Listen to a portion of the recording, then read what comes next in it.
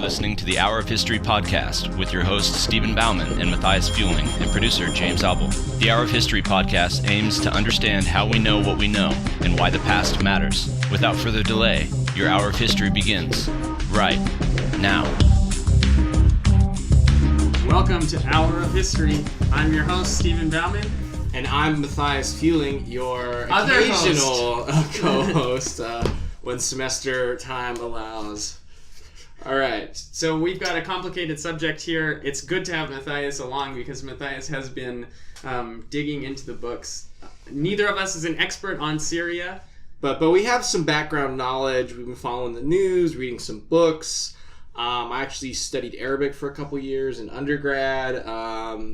If I offered it at Utah State, I probably would have minored or double majored in Islam, I had no or idea. Islamic studies or something. So cool, yeah. And given our topic is very on point, my Arabic teacher was from Syria. Oh wow, great, Yeah. Awesome. So Mathias has some excellent background, and it's good to have him hosting this show. So just to get us started, I want to give you some stats just that show the impact of this civil war that's been going on since 2011 In Syria. So we have these are numbers out of the United Nations. 5 million refugees. So these are people who have left Syria.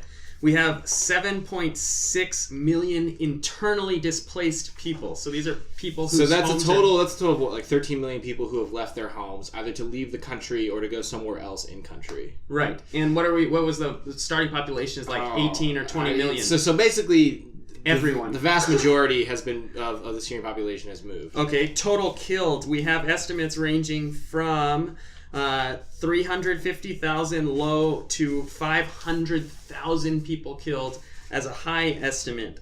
And we're talking about, these are people both Syrian and foreign who have fought in this conflict. So this is an enormous conflict. It's been going on since 2011, so we're in year 7, and not a lot of people know a lot about it. We see it in the news a lot.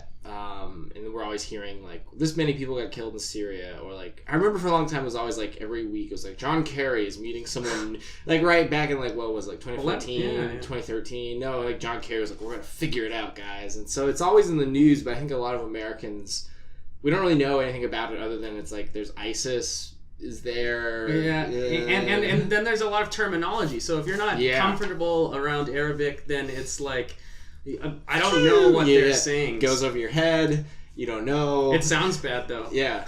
So tell us, Mathias. Oh, man. Well, where to start? So, I guess sort of some background on, the current state of the war.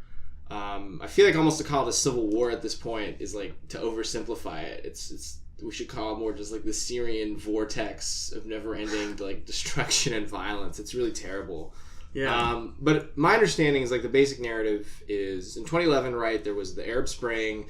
There was a lot of sort of popular uprisings all over the Middle East and North Africa. It kicked off, I think, in Tunisia. Mm-hmm. Way back in 2009. But then so 2011, that spring, February was when it really blew up. So then it hit Libya, Egypt, I think it's some of the Gulf states. Yeah, absolutely. Tunisia, even Yemen. Turkey did it hit a little bit, I think, maybe. Yeah. And then, of course, Syria. And so I think the token narrative is there was an uprising or kind of a democratic movement. Bashar al-Assad, who was the president, sort of, dictator for life type figure, pushed back against these people rallying for quote unquote a liberal democratic state or for more liberal reforms. Things got violent very quickly. Things snowballed out of control, and you ended up with a civil war. But then, of course, all kind of hell broke loose because this was also right when ISIS, or I will call them probably for this episode Daesh, because another sort of terminology thing, in America we don't know who to call these people. Are they the Islamic State in Syria and the Levant? Are they ISIL? Are they ISIS? Are they the Islamic State? Daesh is the Arabic acronym that actually I think is pretty derogatory in Arabic. So a lot of people in the Arab world just call them Daesh. It's kind of those dogs over there. But so Daesh was on the rise, and so then you had Daesh move into the conflict to recruit people. And then in response, you had Iran starts mobilizing like proxy forces and militias. Then you have various splinters within like the rebel forces, and then you also then have people intervening from the south, like Hezbollah gets involved a little bit, and then of course, right, Turkey is the latest player, and then most infamously, I should say, is like in 2015, I think mid 2015. Russia made the decision to intervene through airstrikes and through like military advisors, Right. Which is scary because that's sort of how we got involved in Vietnam. It's like we're just gonna send some military advisors, and then of course there's the people that we back either through weapons or money and training. So you sort of have almost 8 different, and then you have the Kurds in the north who are like this communist Kurdish proto-state. So there's like 8 or 9 different groups all fighting in Syria, and there's who have different goals. Very loose confederations, Yeah. Loose agreements, and this is sort of this comes up when you're talking about the United States or Russia. Who exactly is arming who, and what are they doing with those arms? And it seems to change from day to day. It's bad. But I think the problem is, right, so we think of Syria, we think of just this horrible quagmire, and we don't really know what to do, but it's really important geopolitically because Bashar al-Assad has shown himself really to be quite ruthless in maintaining his power. We know that he has chemical weapons. We know he's used chemical weapons. And that was something that got the Obama administration involved, because they drew Obama's like famous red line where he said, if there's another chemical attack, we will intervene. And there was a chemical attack and we didn't intervene, and it sort of helped decredit, some argue, America's sort of image. It helped, a lot of people argue that it helped encourage Russia's intervention. And then Russia's intervention, of course, now with the Russian fiasco and Trump, and what may or may not have been a Manchurian candidate type situation. What Russia does in Syria has large reverberations geopolitically. And then to mention, the Middle East already, as we know, was not exactly the most stable of places in the world. Yes, and it's not like it was like, oh my God, where did this war come from? It was such a peaceful area. Right. But that contributes to it, and it also makes it even more complex, is because you have so many different, like you said, geopolitical interests. Israel, Iran, Saudi Arabia, and Turkey. Exactly. So all of these nations are getting their hands into this conflict, because this conflict is sort of like, is it fair to call it like the Vietnam of the Middle East? Maybe. I don't think so. I don't really know if there's a good parallel to it in history. It's such a weird, unique war. I mean, if anything, it's almost like the Russian Civil War is the one thing I can think of, when you have just like massive coalitions of different groupings. Other countries are doing weird interventions. You would think it's like the Russian. Well, I know, okay, but I would say that because I'm sort of like a Slavophile. But I think what's important there is we got to give some historical context to what's happening. Why is it important? Where did this come from? And also sort of to show kind of the complexities and illusions that the United States often has in the Middle East, because also the Syrian Civil War has gotten to be kind of this, like, I don't know, kind of this obsession for like multiple different groupings. So like within like the American left, there's a huge like conflict over how to interpret what's happening in Syria. On the right wing, there's a huge sort of like conflict over how to interpret Syria. So it's become a flashpoint for sort of American political dialogue and American political positions. Yeah, absolutely. So let's go back. We could often we go back and we say, where do we start? And we get too far back. But we're just going to 2000 BC. No, I know. Yeah, and the Syrians, some will claim that you could start with Islam. You could start but we're not going to do that. Let's start with like 20th century foundation of the modern state. All right, go for it. Basically. So Syria, French. Are we going to start with French colonialism? Yeah. So what? Yeah. So yeah, I mean, you know more about this. You should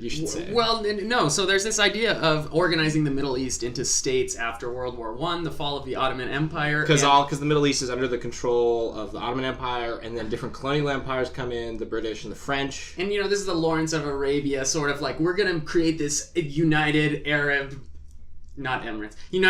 states of the Middle East, right? Yeah. And it doesn't come true. What happens is they get British Mesopotamia, and the French get French Syria. And this is sort of, this colonial era between World War I and World War II where the French lead.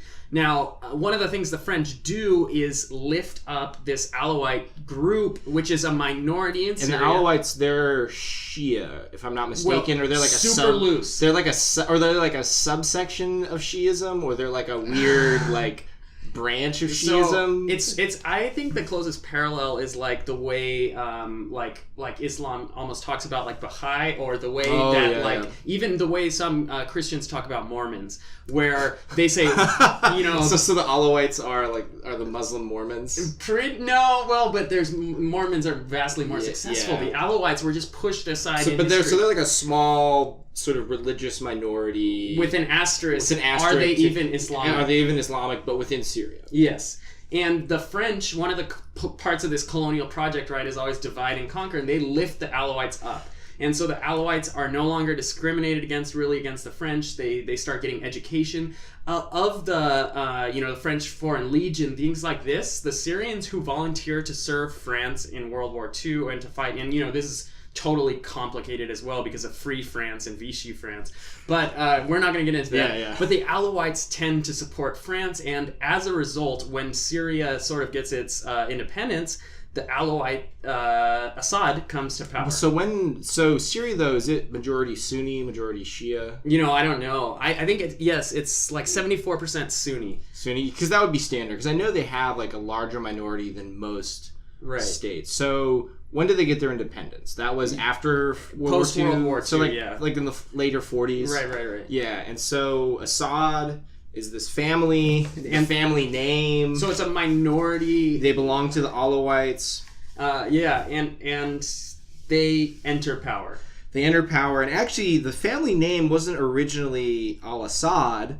Assad actually means lion in Arabic. Cool. So, that's like something Bashar always says. Right. We are the lions, the family of lions. I think originally the name was Suleiman. Mm-hmm. Or the family name before that had actually been Wahesh, which means beast, which is not a good connotation. So you can see where they changed it. We want to be lions, not beasts. But so they set up this family, the al-Assad family, which gets this sort of, they changed their name at this period.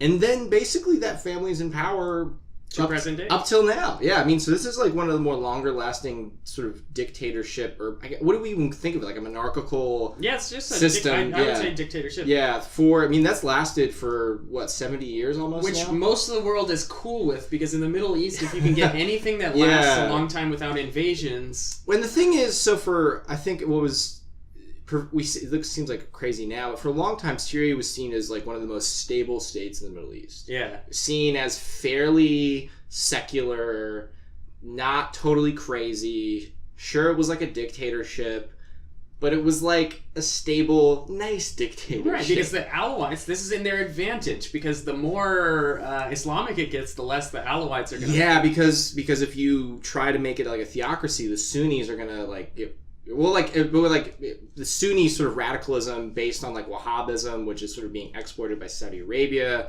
will be viscerally anti-Alawite. Yeah. And so I think the Alawites also, they enter into kind of an alliance with like the Shia minority group. Yes. Yeah, and so that kind of, it's sort of the same dynamic you see that happens in Iraq, where sort of the Shia minority group ends up becoming sort of the ruling kind of ethno-religious group, which of course sets up a lot of later tension. Yeah. But, so this happens in the late 40s. I think it's Hafiz al-Assad comes into power. Bashar al-Assad is his son. And then another crazy thing happens in the 60s with the Baathists. What's that all about? I'm not totally... So the Baathists are like this, like, super... they're nationalist, right? Like... they're like Arab fascists. Could we call them that? I mean, I hate throwing fascists... Or should we like Arab ultra-nationalists? Like pan-Arab ultra-nationalists? It is kind of like fascism, though. It's like Arab nationalism with a strong like flavor of fascism. And this Baathism, it's like kind of like secular society, you know. So and this is what rises in Syria. It also rises in Iraq. And so that happens, I think, in the 60s. There's a bunch of coups that happen in Iraq, pushed by the Baathists. That's how Saddam Hussein gets into power, because he's a military officer with this Baathist group, which is based on this like, it's this really weird. It's kind of dead now with the rise of just sort of radical fundamentalism across the Middle East.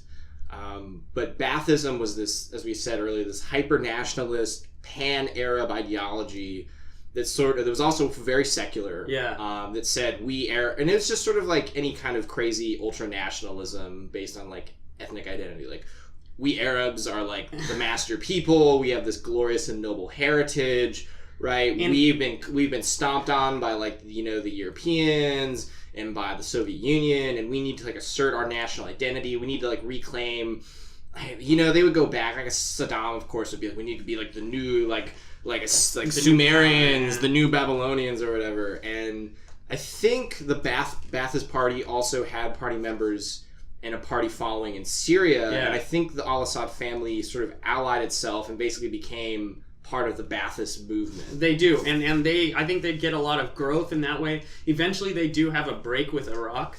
So the Ba'athist Party of Syria and the Ba'athist Party in Iraq don't get along. They have some political disagreements. Because Saddam goes wacko. Yeah. And the al-Assads, well, they're also dictators, are like, you're going too crazy, man. Like, and at this time, a lot of the U.S. and stuff was looking to Syria and saying, like, get Saddam to chill out. Like, why isn't Saddam more like you?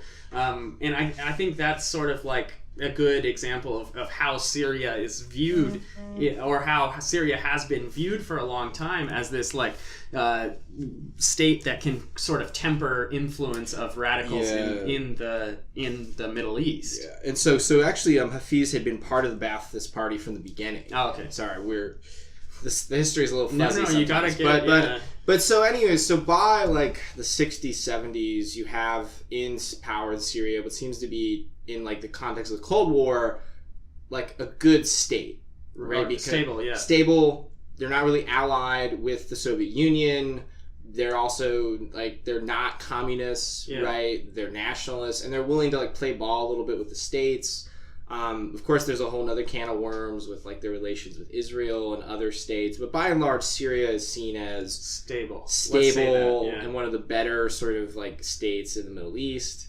And that happened and that sort of was how it was seen geopolitically right up until like the 2000s in the Iraq War. Absolutely, and even the transition to power from Hafez to his son Bashar, the world was okay with it, and it seemed to be going well.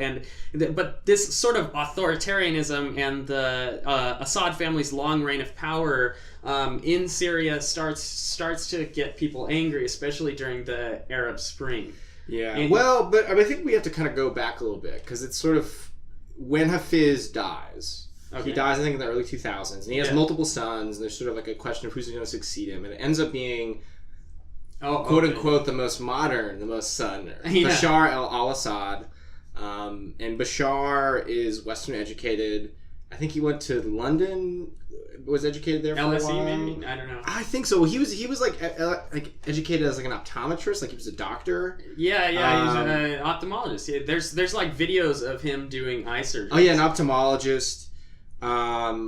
He was sort of seen as like the good son. And he marries a British Sunni, right? Yeah. I think so. So he went to the Western Eye Hospital in London. He became an ophthalmologist. So he actually had an elder brother. So there were 5 sons of Hafiz, the dictator, the sort of original kind of dictator of Syria. Bashar's eldest brother, I think Bashar was like second in line. His older brother died in the 90s in a car crash, so then Bashar became kind of the heir apparent. And then, after...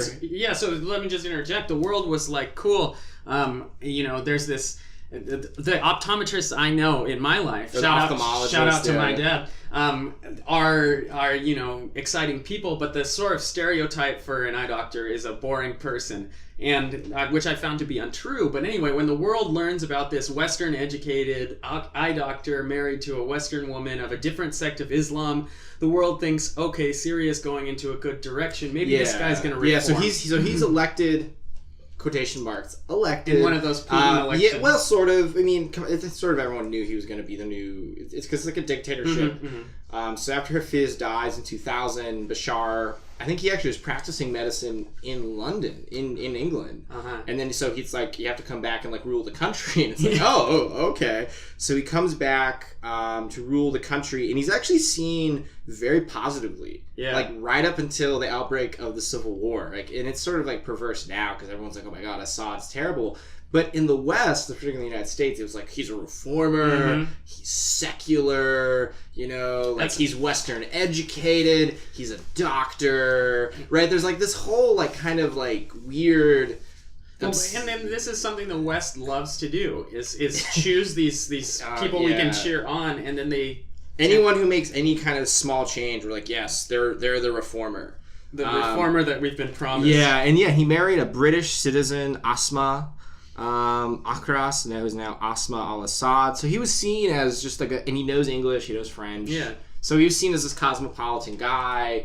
And then it was like the whole kind of almost Cold War thing of like, if we can get like our like reformist dictator, it'll become a democracy, just like magically, somehow. And then after the invasion of Iraq in 2003, he was seen as even more kind of important because he had a stable state, he was secular, he was seen as sort of like an anti-terrorist, you know, Middle Eastern leader who wasn't allowing, you know, radical Islamist movements to take over. So he really got a lot of like support from Europe and from the Western powers. But his country didn't do so well. No. So people started getting frustrated with authoritarianism. This tends to happen like when you don't have basic political freedoms. This is frustrating. But also I think it's like but why under Bashar and not his father, though? But there's also unemployment, lack of upward mobility. Well, because Bashar starts to kind of change things up, and it shows like the problems in the system. Oh, okay, yeah. So it's based on who he elevates to positions of importance, things like that. Yeah, and it sort of becomes pretty corrupt pretty quickly. Yeah. It turns out he may not be the most suited leader. Shocking. Yeah.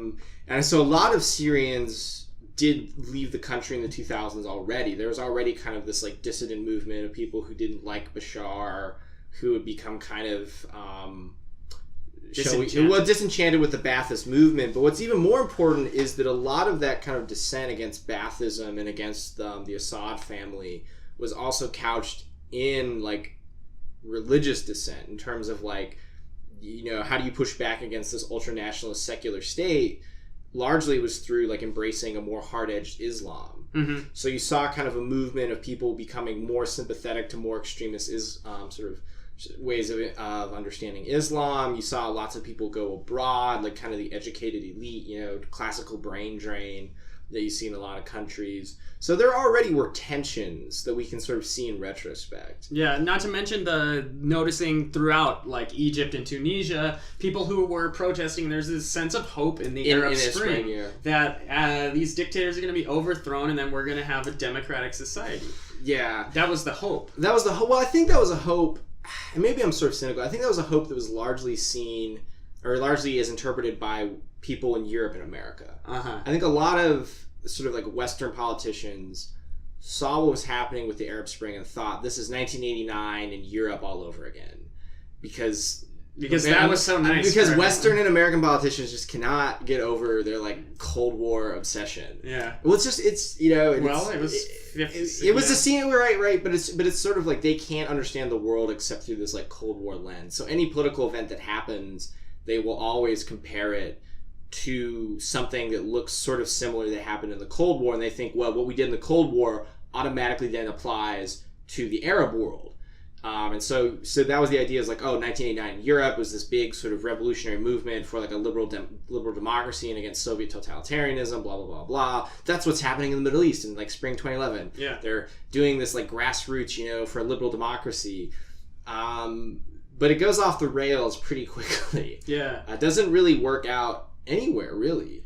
No, it doesn't work out anywhere, and in Syria especially, because Assad has the power with his authoritarianism to crack down. Yeah. He controls the media. He controlled to more than, say, Tunisia or Egypt. Like, he was in total control. So it was easier for him to crush dissent. But I remember as early as 2011 reading about these massive protests in Damascus, the capital of Syria, and just hearing how, like, they were just clearing the squares, like just taking people off to prison, and then you'd never see him again. Yeah, so Assad, and I think a lot of it too is a lot of these leaders in the Middle Eastern states had seen what had happened with Iraq, and they were terrified that what happened to Saddam was going to happen to them. Mm-hmm.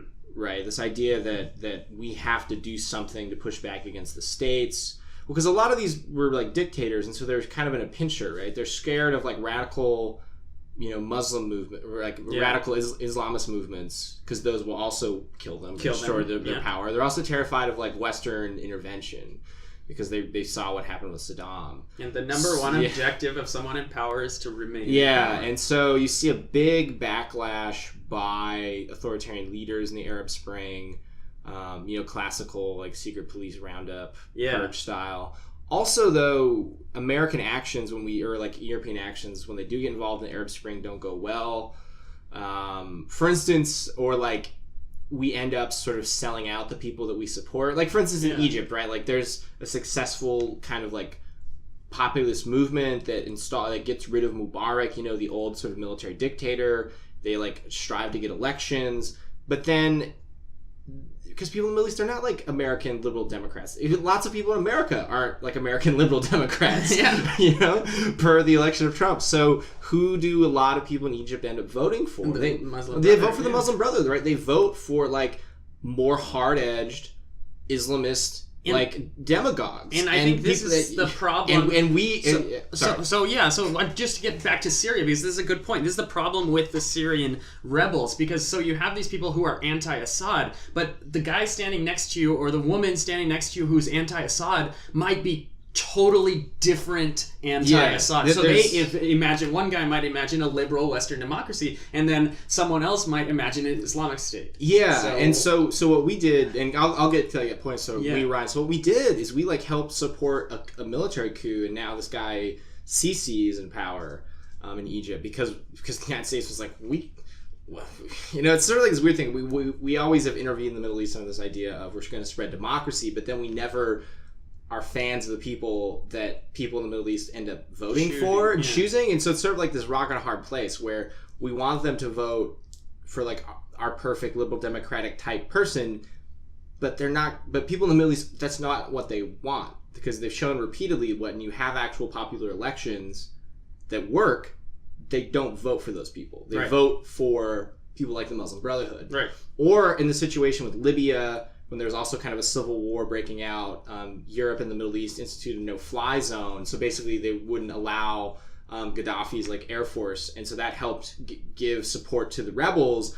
But then we never like actually followed through with that. We didn't like go any boots on the ground. We didn't give any real aid. And so then Libya just sort of descended into like chaos. Well, but I'm beginning to think that, and looking at Syria too, that chaos is almost what we're after, because this destabilized, like this is the same sort of thing that happens in Syria, where we're just arming kind of rebel groups. And so with Syria, it's like I feel like this sort of the whole geopolitical world is caught between a rock and hard place. So after these rebels rise, like there's like a popular movement against Assad with the Arab Spring.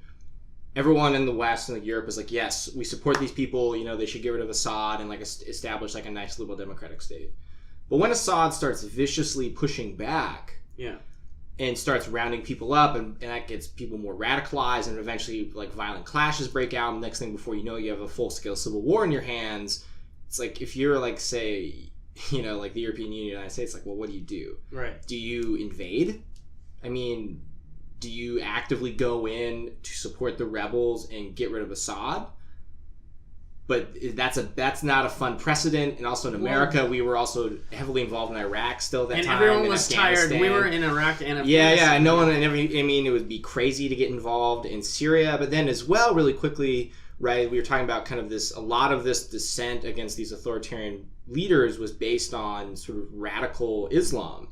And so, like you said, right, a lot of these rebels perhaps initially started, or the movement began as like a push for a liberal democratic state, but it very quickly fractured, where you have, people pushing for like a liberal democratic state, You have, radical Sunni movements. You have radical Shia movements. You have infiltration by Daesh, who's moving in from Iraq really rapidly, and pretty soon they have like huge chunks of Syria under their control. So let's just take... And so it just becomes a mess, because if you do intervene geopolitically, if you do try to put troops on the ground, who do you support and how do you differentiate? Because it's not like any of these groups belong to like quote unquote like real recognizable armies, right? They can like throw their uniforms off and then you have no idea who's who. Exactly. And so if we can just draw a mental picture here, the capital of Syria that's held by Assad is this Assad government-run Damascus. And in the north, a little farther north, you have Aleppo, which is run by the rebels. So the rebels take Aleppo. And then in the east, at the time at least, a couple of years ago, Daesh has Syrian cities in the east. So you have a civil war with multiple parts. And then you also, very quickly, we shouldn't forget what's becoming really important now, is the rise of the Kurds in the north. And then as well, you also have al-Nusra, which is basically Al-Qaeda. But al-Nusra, even though they're like also radical Sunnis, are not allied with Daesh. No. Right? Al-Qaeda and Daesh don't get along, which is like surprising to us, because we're like, oh, they're all like radical Sunni movements. Like they're very, very opposed to each other. So it's not just that these movements are they all have a common enemy, quote unquote, in Assad, right? But they also hate each other. So it's like 5 different groupings are fighting each other. Yeah, so there's just this so typically people like to support the Kurds, and they say, okay, well, why can't the U.S. back the Kurds? Okay, so say the U.S. gives the Kurds weapons. Well, the Kurds are fighting for the Syrian rebels. Well, so is Turkey is fighting for the Syrian rebels. They're anti-Assad too. But the Turks. Well, so let's wind up. So it spirals out of control once the war breaks out, and no one in America really knows what to do. Like, do we institute a no-fly zone? Sure, but then that doesn't do anything for the fighting on the ground. And the only way we could do anything is actually put boots on the ground. No one in America wants to do that, right? But no one has any other real solution to try and figure it out. And so you start to see the fracturing of the movement, where you have Assad in the south and his like pro-government forces. You have Daesh in the east. You then have the al-Nusra front, or like Al-Qaeda in Syria, move in, take over territory. You have other rebels in the north. And then you have the Kurds rise up and basically try to declare their own state. And the Kurds are a minority ethnic group, kind of stretched all across the northern Middle East, right? We talked about them in our episode. But so they're still important, right? So the like big chunks of northern Iraq, chunks of Syria, a little bit of chunks of Turkey. And in Turkey, right, they're not popular because the Kurds have actually had like a radical kind of terrorist movement to try and establish their own state or to break away from Turkey. So there's no love between Turks and the Kurds. And then you also have some Kurds in northern Iran. So Kurds have had a long tradition of this like nationalist movement that wants to establish their own state, but the only way that's going to happen is if you take territory from like 4 or 5 different countries. Right. Which no one wants to do, but perversely the Kurds have been. I'm sympathetic to the Kurds. Right. Most Americans are. Well, it's hard not to. Like the Kurds have like been our most consistent ally over the last 20 years in the Middle East. Right. When we invaded Iraq, the Kurds, we basically gave them autonomy in the north, and they were totally like our ally. They helped like American forces, and they helped squash any like radical Muslim movements. But this is another one of those situations where you have to be careful because it's like, but it's not that the Kurds are wonderful and great, right? Like we need to help this democratic Kurds, but they have a guerrilla war for a one-party state in Turkey. Yeah. So when the thing is too, what they've established in Syria is kind of like almost like a Maoist communist state based on like kind of like a cult of personality of this like Kurdish nationalist leader. Yeah. But still, like there's like no one really sympathetic in Syria besides like the initial like people pushing for a liberal democratic state. So Mathias just told us what the United States was like. How does the United States react? There's also an international movement, so led by Kofi Annan, who was the UN Secretary General, tried peace talks in 2012 with the Arab League and the United Nations, and it came up nothing. And basically, because no one wants to put boots on the ground. Yes. Everyone has just been trying to do these like peace talks. Like, can we establish some sort of treaty? But ultimately, that was how John Kerry got involved. It's like, well, if we can't actually get our troops involved to actually end this, can we try and find an agreement between the parties? The problem is no, you can't because Assad is not going to back down until he has full control of the country again. Absolutely. And none of these rebel movements are going to do it, and you can't really like negotiate with Daesh. The Kurds don't want to negotiate, and so you get these temporary like truces for like a week or two, and then somebody fires a shot, and then it gets broken, and it's all hell breaks loose again. Yeah. And so what happened most famously under Obama is Assad started using gas. Because Assad has showed himself to be totally ruthless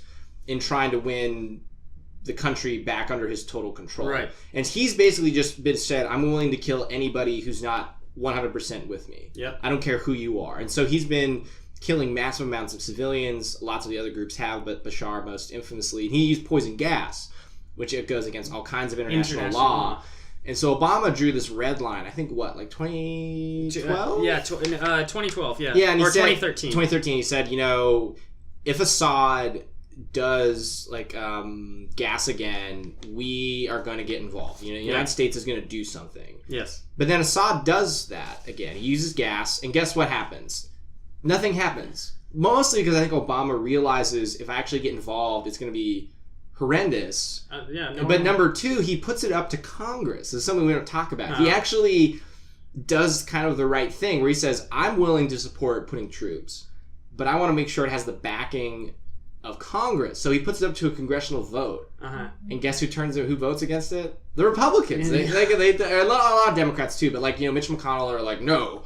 And so Obama's like, okay, we can't get involved. Yeah, and so. So it's like, I'm sorry, but I kind of want to also like stand for Obama here. Like he gets like always bashed a lot for like screwing up with the red line thing. But it's like, well, he would have done it, but he put it up to Congress. It's like the Republicans are the one who like. And I also that point's well taken, but I also want to stand for the international government. So we also have the United Nations, and so when chemical weapons are used, the United Nations Security Council meets, and guess what? A permanent member on the Security Council refuses to take any action against Syria. Russia will not, even though international law has been broken. China as well always says, well, this is a Syrian issue. Yeah, and so then the thing is, too, is that Russia has used Syria basically as a way to like geopolitically troll Europe and America, where in 2015 they started intervening with their own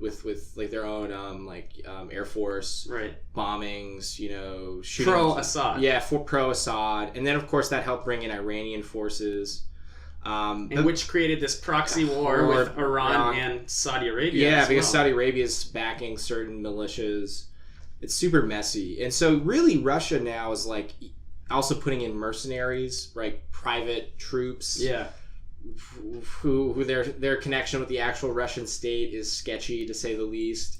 Putin denies it. So. Yeah, but basically I think they're using Syria as like a geopolitical way to kind of mess with them, basically saying like, well, if you aren't going to get involved, we're going to get involved and assert like our geopolitical power. I don't really think Putin or Russia has much stake in Assad's control in and of itself. I think they're more using it just as a way to mess with everybody. A way to poke holes at the UN doesn't work. And so this is also then why it's become such a geopolitical kind of like flashpoint for American politics and European, because on the right, lots of people support Assad. They're like, no, he's like a strong secular dictator, right? He's like the man we want. Right. And then Putin and Russia's involvement is also like, hell yeah, on the right wing. On the left, it's like a big flashpoint because there's like a certain grouping on the left which claims America should not, or like there shouldn't be any kind of humanitarian American intervention in Syria because that'll be just like Iraq all over again,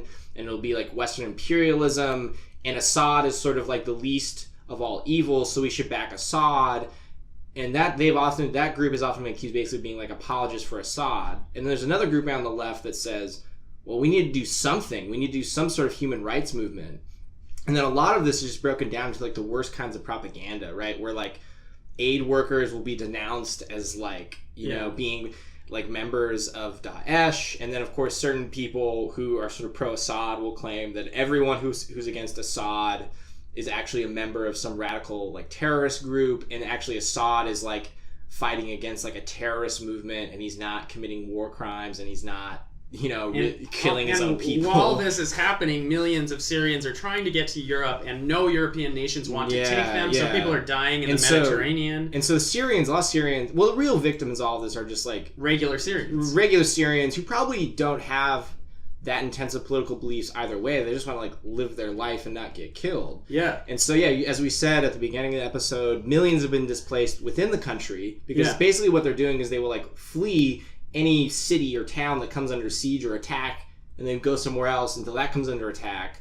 So you have a whole generation of Syrians that's just growing up wandering in wartime conditions, and millions are fleeing Syria because they realize there's going to be no good outcome to what happens. And so that's contributing to the refugee migrant crisis in Europe. And then, no state in Europe really wants to accept them. Except Germany has to. Yeah, and then that's creating its own geopolitical tensions with all these like new right-wing groups in Germany. In Germany, but also in all the Eastern European and then Western European countries who are sort of using the refugee crisis as a way to kind of bolster their own like ethno-nationalist ideas of like we need to protect ourselves from these like evil Muslim, migrants who are like going to bring terrorism. And so the problem is that the way that sort of anti-terrorism has been like co-opted by basically by the authoritarian right as a justification for Islamophobia and also as a justification for doing whatever the hell Assad wants to do in Syria. So it's just a mess. All right, so we've clearly we're not going to solve this here, and we're going to finish this episode right now today, but we're going to continue talking about this. We clearly we can do a sequel episode. Absolutely. We're going to continue this discussion in our next episode, and I hope you'll continue listening along with us. We started with a mess and we ended with a mess, but hopefully it's a little more clear. Yeah. And so thanks for listening. This has been your Hour of History. Yeah, have a good one, guys. Bye.